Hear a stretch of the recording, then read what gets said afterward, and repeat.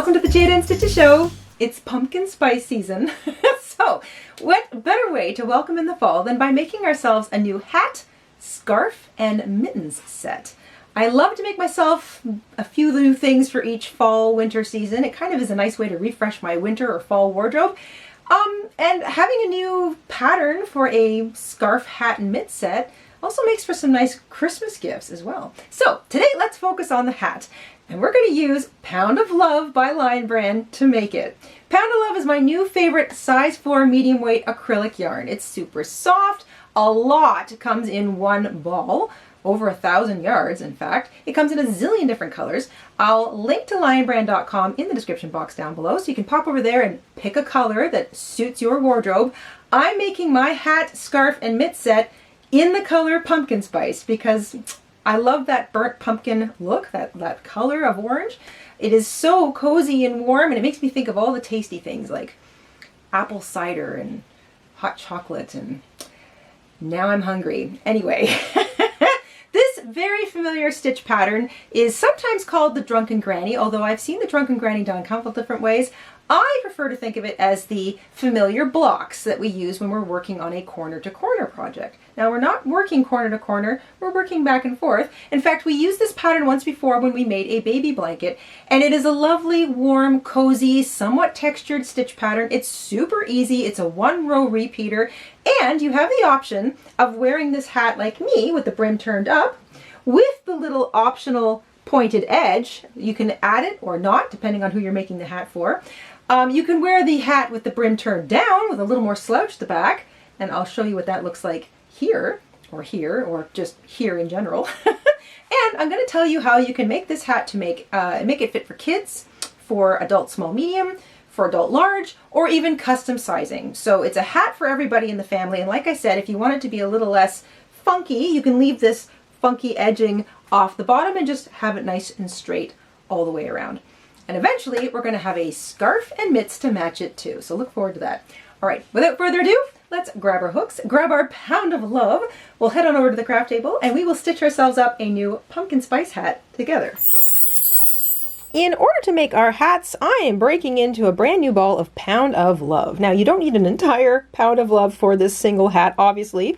You need around 190 yards for a child size, 200 yards for an adult small medium, maybe 225 yards for an adult large. That will vary a little bit on your own tension, but that is a good estimate. Now, obviously, one of these Pounds of Love has an awful lot of yarn in it, over 1,000 yards or almost 1,000 meters. And so you can definitely get an entire hat, scarf, mitt set out of something like this with room to spare, I'm sure. This is a size 4 medium weight acrylic yarn, and that is the weight recommendation for this particular project. You can change the weight category of your yarn, but it will affect your gauge, so we're going to talk more about gauge in a moment. I'm using a size 5mm hook, also known as an H or an 8 for this project.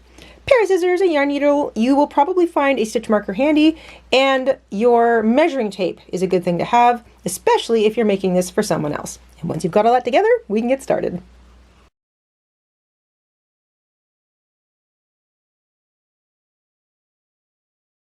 This hat is made by crocheting a rectangular piece of fabric that is then the two short ends brought together and seamed.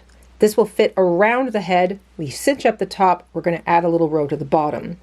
We will be working the pattern back and forth, so our foundation chain row needs to be the same measurement as the depth of the head.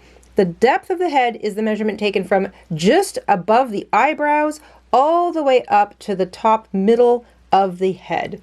On children, generally this is around 20 to 22.5 centimeters or 8 to 9 inches. On adult small medium heads, you're looking at around 22.5 to 26 centimeters or 9 to 10.5 inches. And on a larger head, maybe 25 to 27.5 centimeters or 10 to 11 inches. That is, again, the depth measurement of the head. In order to get the depth measurement of your head for a custom measurement, then you want to measure from just above the eyebrows all the way up to the top middle of the head. This is the measurement we are most concerned about as we begin, because we're going to base our foundation chain on that. Keeping in mind those measurements and based on the hook size and yarn weight that we're using today, I recommend beginning with a slip knot and a foundation chain of 40 for a child, 44 for an adult small medium, or 48 for an adult large. But at the end of our foundation chain row, we're going to measure.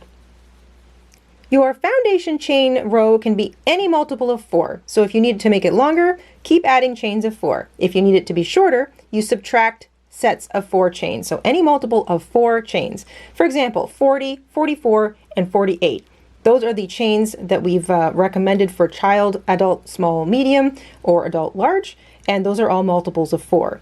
When you measure your foundation chain row, just to get an idea of where you're at, do not stretch the foundation chain row, just measure it as it lies there on your desk, and you should be 2.5 to 3.5 centimeters or 1 to 1.5 inches longer than your target depth measurement.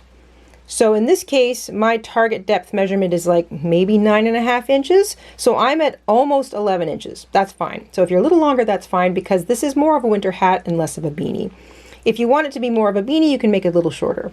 But we'll also be adding a little bit of a border around the bottom of it, so that will give you a little bit of added depth as well. So as long as we're all roughly on the same page, we can start the actual stitch pattern. We're going to begin by skipping the first 3 chains from the hook and finding the 4th chain. Into that chain, we're going to work 3 double crochets.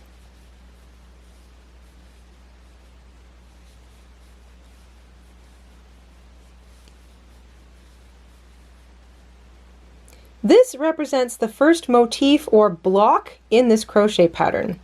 Every block covers around 4 stitches or 4 chains, and they all have a little bit of a peak. So in the first row, they're very easy to see.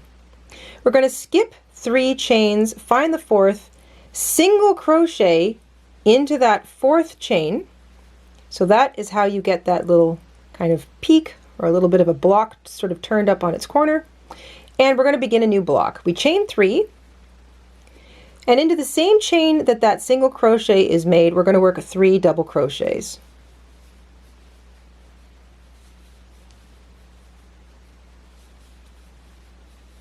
So that's single crochet, chain 3, 3 double crochet, all worked into the same chain. The first block kind of pulls itself down a little bit. The first block of every row will always sit a little bit lower than the other blocks in the row. So it's very important that you don't forget to count it. This is why having a stitch marker is going to be very handy down the road, because you're going to be able to block or mark the first block of the row, and that'll help you keep track. So remember, the first block of the row sits a little lower than the other ones, so you don't want to forget to count it. Skip 3 chains, find the next chain, and work a single crochet, chain 3, and 3 double crochets into that chain. So same chain, get single crochet, chain 3, and then 3 double crochets. And that creates a little block. And you can see now the next 2 blocks are all leaning, everything's leaning in one direction, but that first block just sits a little lower than the other 2. Skip 3 chains, find the 4th, single crochet, chain 3, 3 double crochet into the same chain. And you're going to repeat that, skip 3 chains, work single crochet, chain 3, 3 double crochet into the next chain, all the way across. You're going to have blocks that look like this, and I'll catch up with you at the end of the row.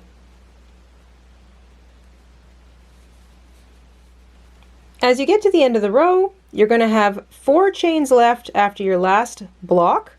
Skip 3 chains and single crochet into the last chain.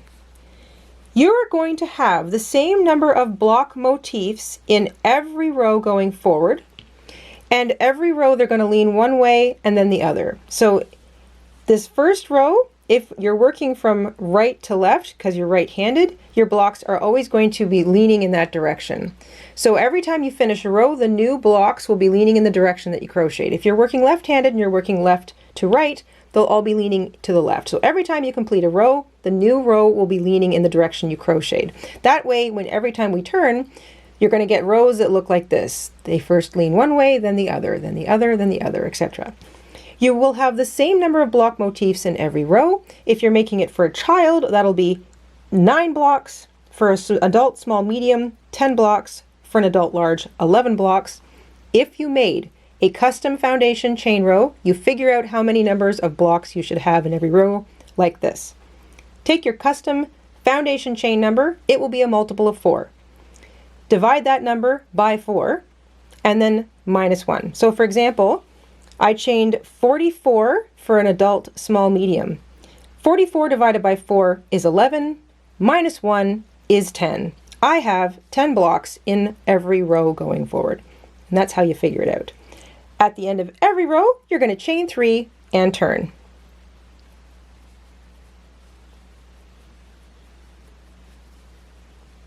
From here on out, the pattern is the same. Every row is identical. There is no change to the pattern. It's just that when you finish a row, your blocks will be leaning in the direction that you crocheted in. So here we go.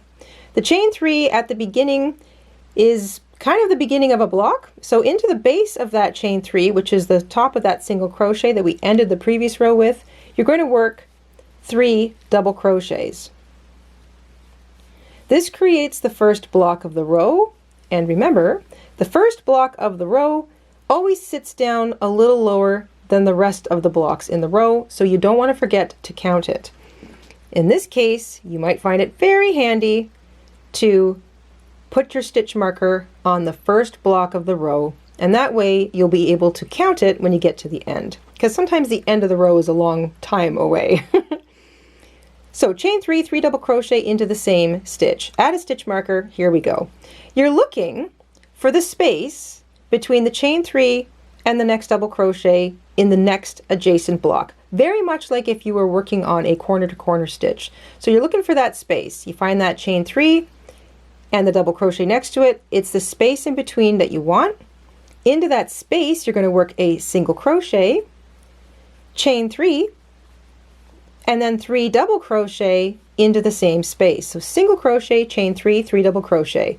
That's always a block, that never changes. Single crochet, chain 3, 3 double crochet, all worked into that space. Come to the next block, here it is. Look for the space between the chain 3 and the double crochet. Single crochet, chain 3, 3 double crochet, all into the space. In this manner, you're going to work a block into the space between the chain 3 and the next double crochet of each block all the way along. So you're basically looking for that little peak, finding the space directly below it, and you're working single crochet, chain 3, 3 double crochet into it all the way along. You're going to get a new set of blocks. You can see they're all now leaning in the direction that I'm crocheting in. And there's that first block of the row. It sits lower than the next two. The first block will always sit lower. So it's helpful to mark it with a stitch marker so it doesn't get confused with the row previous. I'm going to let you work away at row 2 on your own. Single crochet, chain 3, 3 double crochet into that space of each block all the way across, and I'll catch up with you at the end.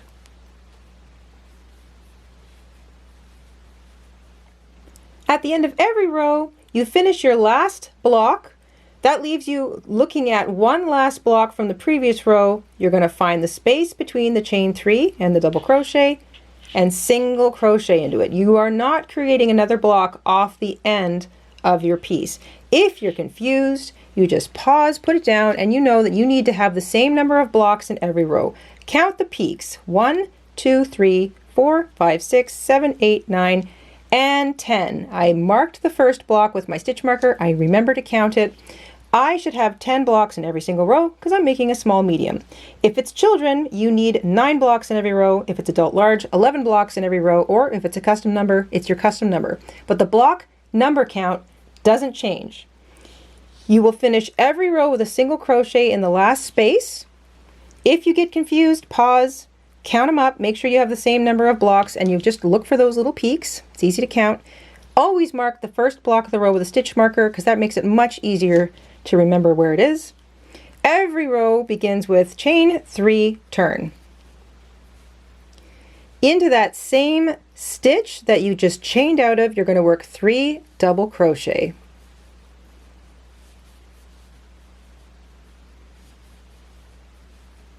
This becomes the first block of the row. I really recommend putting your stitch marker on it before you go any further because it always sits lower than the other blocks and it's easy to miss. Then you look for the next space. It's right below the point or the peak of that block because the blocks are all sitting on their corners. Single crochet, chain 3, 3 double crochet all into that same space. That becomes your new block. That block sits up. It's very easy to see that point. This is why it's good to mark the first block with the stitch marker, because it sits below this one. And from here on out, for the rest of that row, single crochet, chain 3, 3 double crochet in the space below every point of each block. You do that all the way across every single row. It doesn't change, and your blocks are very easy to see. They're leaning in the direction that you're crocheting in. The point sort of sits up, and if you mark the first one of the row, you won't forget to count it. You'll have the same block count going forward every row. So I'm going to let you work away at that for a bit, and then come on back and we'll talk about how to get the right fit for the head that you're making it for.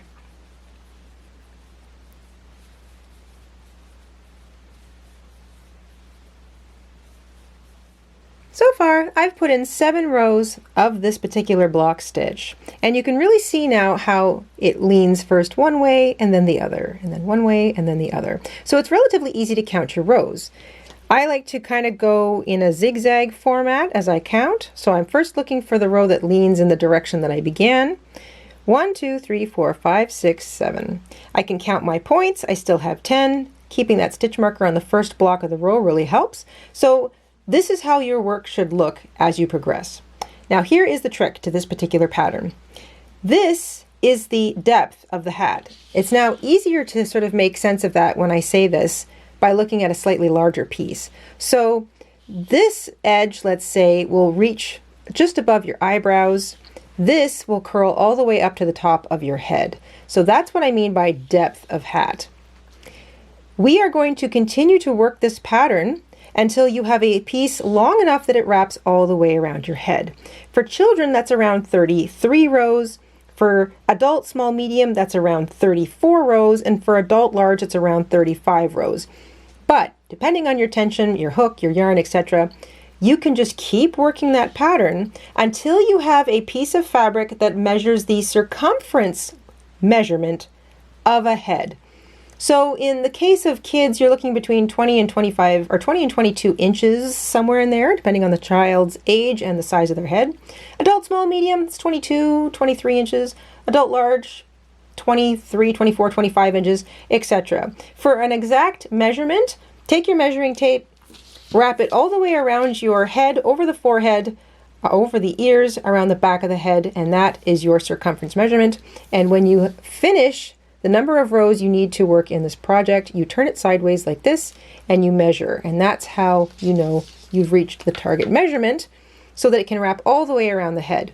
Then we're going to stitch it up so that we have a nice tidy seam, and we're going to continue with the rest of the hat. So I'm going to turn you loose. I will be crocheting 34 rows of this pattern. If you're making it for kids, once again, 33 rows is probably enough. 35 rows if you want an extra large project, or an extra large hat, I should say. But continue to measure. So when you get to that target row count, depending on who you're making it for, take a pause, measure the width or the length of the entire piece from side to side. Like so, you're going to turn it on its end so that your foundation chain row is over here and your last row is on the other side. You're going to measure it this way, and that's your circumference measurement that you're going for. Yeah, so put your feet up, enjoy that fun little leaning block stitch, and I'll see you at the end of row 34. As you work, you might find that your foundation chain row kind of like bows a little bit. Just grab the two ends and stretch them out and it'll flatten. I have now created 34 rows in total of this pattern stitch. So after you hit your target row count, which for me is 34, you're going to turn it sideways, and then you're going to slightly stretch it as you measure. So you're going for the target head circumference size now. So I'm like right at the little point here, right to the end, and with a little bit of stretch, or you can do it along the side, with a little bit of stretch, you should be at your target head circumference measurement. So again, for children, that should be somewhere between 50 and 55 centimeters, or 20 to 22 inches, depending on the child. For an adult, small, medium, you're looking between 55 and 60 centimeters or 22 to 24 inches. And for adult large, 60 centimeters roughly, or 24 inches. And of course, if you're going for a custom size, you've got like a bigger head or lots of hair, you just keep adding rows until, when slightly stretched, the length of the piece is that target circumference measurement. Once you've got it to the right measurement, or it's long enough, it's time to seam up the end. There is no right or wrong side to this piece of fabric. So whether you finished on an even row or an odd row, doesn't matter. And you have a couple options for creating the seam. If you want to slip stitch it closed, you want to chain one, turn your work, and then bring the two short ends together. If you want to sew it together, you don't need to chain one, you just need to fasten off and leave yourself a nice long tail for sewing. Either way, we're all going to be matching up the sets of 4 stitches, which are the tops of the blocks, not the sides of the chain 3, and all of the chains from the foundation chain row. So I've chained one, I've turned, I want to slip stitch my seam together. So I've slipped my hook back through that single crochet I finished my last row with.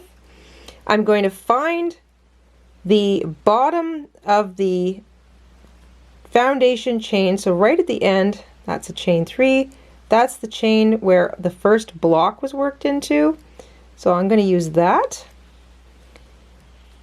I'm going to slip stitch through both of them together, and now I'm going to just grab the next stitch and the next foundation chain, and I'm loosely slip stitching. I'm not slip stitching tightly. I'm going to the next stitch and the next foundation chain, and I'm slip stitching the next stitch and the next foundation chain, and then the top of the chain 3 counts as a stitch. So each block has a chain 3 that begins it.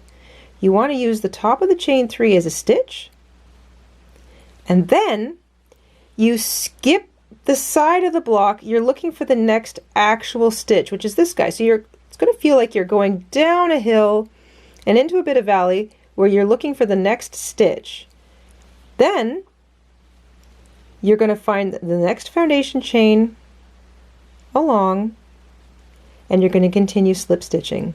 So what's happening is that that little sort of, the top of your work has got this going, but the bottom, the foundation chain, is flat. So what you're going to do is, by stitching those edges together, by using the stitches across the top of each block and the next foundation chain row, is you're going to continue that little pattern. You're going to basically seam those two edges together so that they tessellate properly. So you're just going to slowly work away. If you get sort of lost, I just pulled my hook out, so I want to just tighten that up a little bit.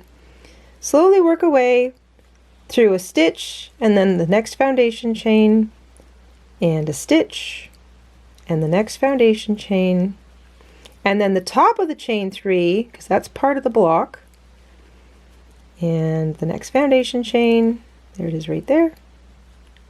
And then once I've done that, I skip down. I'm looking for the next stitch along on the block, but I'm not skipping any foundation chains. I'm going to the next chain. And if you get a little lost, just pause and make sure that your two edges are still relatively aligned. And you're just going to slowly work away at that all the way across. If you're sewing, you're doing the same thing. You're using the stitches along the top of the blocks and the corresponding foundation chains on the other side. Don't forget the top of the little chain 3 of each of those blocks, but don't skip any foundation chains as you work along the bottom of that foundation row. And that is how it's going to look. This will be the inside, unless for some reason you kind of like the way it looks, in which case you can have it on the outside. But once you're done your seam, you're going to turn it right side out, and you're going to barely notice that it's there.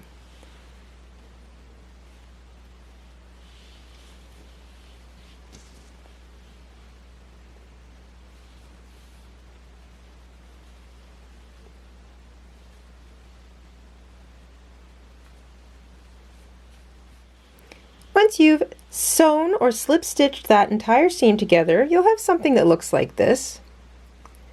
It looks like there's a little bit of a jog in it every so often. That's because you're basically aligning a pointed edge with a straight edge. At the end, doesn't matter if you are at the end where your little short tail was, or if you're on the other side because you did a different number of rows. So like I say, an even number of rows, you're going to end up with your little short tail up here. Odd number of rows, you're going to end up with it down here where you started with the seam. It doesn't matter. Either way, we are going to treat this as the top. So wherever your seam finishes is the top, because there is no real difference between the top and the bottom. So you're going to snip yourself some tail. We're going to fasten off, and then with our yarn needles, we're going to cinch up the top of our hat.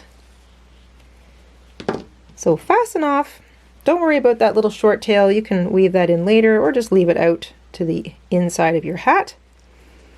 Thread up your tail, and here we go. We're going to go through the little stitch that you see. It's like this, it's the edge of the single crochet. So this is going to be the first. We're going to go through one and back out through the other, and then through the next one and back out through the other. And we're completely skipping the long sides or the chain 3 or the double crochet of the block. So you're going in and out and in and out, but you're skipping over the block. You're looking for the single crochet edge instead. Skip the block, and you're going in through one, out through the next, in through one, out through the next. And in this manner, we're going to cinch the top of our hat up. So I like to sometimes do 2 at a time. I go through one single crochet and then back out through the other single crochet. You'll see I'm skipping the edge of the block.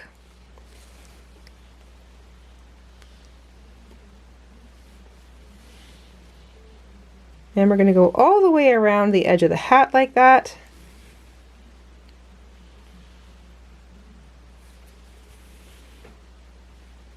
And there we go, out at the end. And now we're going to gently cinch the hat's top shut. It should cinch up more or less neatly. Try not to pull too tightly because you don't want to create a hole or snap your yarn or anything like that. But the whole thing should want to just cinch into a nice neat little space or a little hole. You might have a little hole left, and that's fine because all you're going to do is, let's get that little tail out of the way, is slip your needle underneath some of the loops around that circle. You're going to maybe skip some, grab a couple. All we're doing is just slowly cinching up the top of that hat, providing a little more strength by running our needle and that yarn through those loops again. Give it a little bit of a tug, and the whole thing will completely close up. So you probably only need to do this once or twice. And then if you're lucky enough to have the little tail up top, you can knock these two together. If you don't have the little tail up top, just create a knot by running your needle underneath a loop. I'll show you that in a second. So I'm just going to knot these two together.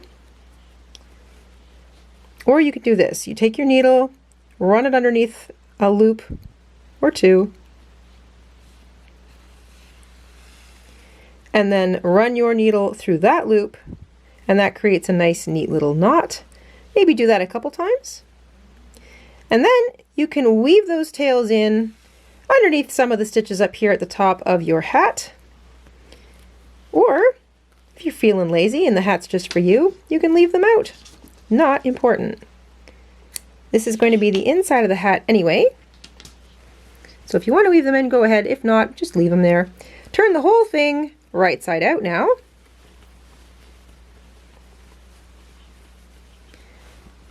There we go.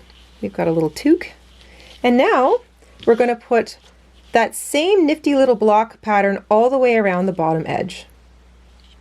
We are now looking at the right side of our hat. If you're making this for a guy, or even if you just sort of like a plainer looking hat bottom, you can be all done. So it's all cinched up at the top. If you wanted to, you could add a pom-pom or something back there, and you can just wear it as is. This makes such a cute little hat or toque.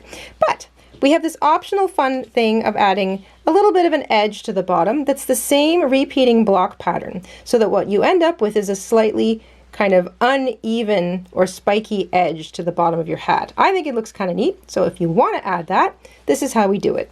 We're going to put a slip knot on our hook, and right here at the back where we're looking at the seam from the correct side, so this isn't the inside, this is the right side of the hat, you're going to join your yarn with a single crochet in the edge of the seam.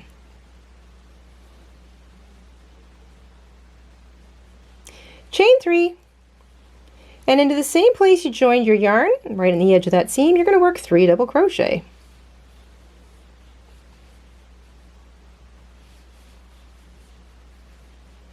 Now you don't have to work over your short tail, you can weave it in later.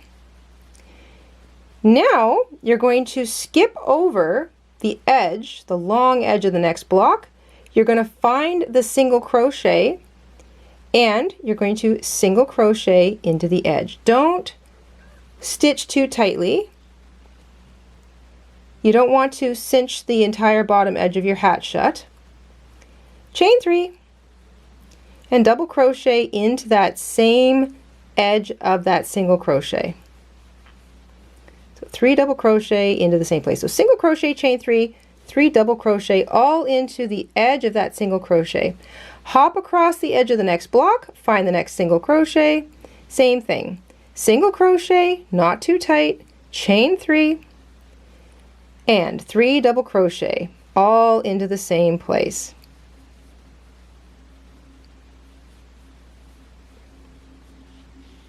And all the way around the bottom edge of your hat, you're going to get this really neat little block pattern so that you do get to appreciate the fun little, I guess, zigzag feel that it has.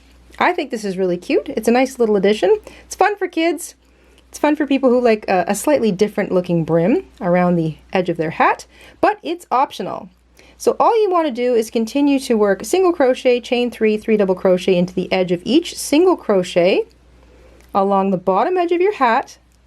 Remember that when you do the stretch and you find the next single crochet, you're not making that single crochet very tight because you want to be able to have your brim not cinch too tightly shut on you. So you want a little bit of breathing space. That's kind of a little bit of a stretch that you're creating. So chain 3, 3 double crochet in the same place. Nice and easy. And you're going to do this all the way around.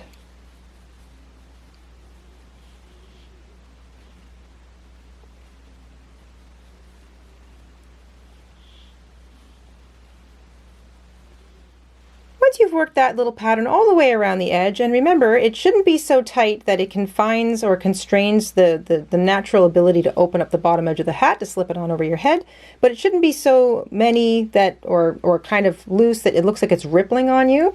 You'll have roughly the number of blocks you have around the bottom edge of your hat will be roughly half the number of rows there were in your entire piece. So for example, I made 34 rows of this little block stitch. I'll have about 17 little blocks all the way around the bottom edge, but the exact number doesn't matter so much as making sure that it's comfortable. When you've got the last block in and you're crossing over the edge of the last little block edge, you're just going to slip stitch right into the bottom of where you joined your yarn originally. So it's just slip stitch into the same place. It'll be the bottom edge of that seam, and then you can fasten off and weave in all your tails. So if you've got any tails up top on the inside you want to weave in, you can go ahead and do that. If you've got tails down here, you'll probably have this one plus the little one. Go ahead and weave them in, and you can weave them into the anywhere you feel it won't want to come out of. So if you want to grab a couple of loops or stitches from the main part of the hat, or if you just want to turn around and weave them back through the stitches in your last row, you're more than welcome to do so. Just make sure you weave it back and forth a couple times so that those little tails don't want to work themselves back out.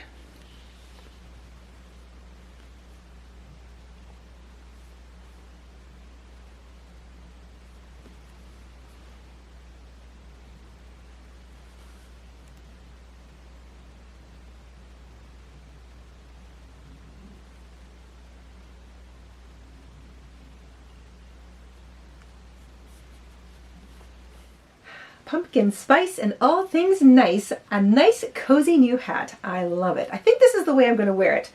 The brim turned up, a little less slouch at the back. It's definitely extra warm around my ears, which is good because it gets cool relatively quick here. And the little pointed edge around the brim is giving me Jughead vibes, which I'm totally digging. We hope you enjoyed making this hat along with us, and thank you again to Lion Brand Yarns for sponsoring today's video. Matching scarf and matching mitts coming in upcoming videos relatively soon, so stay tuned for that and keep that ball of Pound of Love nearby. We will see you guys soon here on the Jayda and Stitches show. Until then, stay safe, stay crafty, and have a great week. Bye guys! Hi everyone, this is Mama in Stitches. Thank you for watching. Here are a few other videos you might enjoy. Don't forget to subscribe, and you can also click the like button and the bell. Thank you. Have a wonderful day.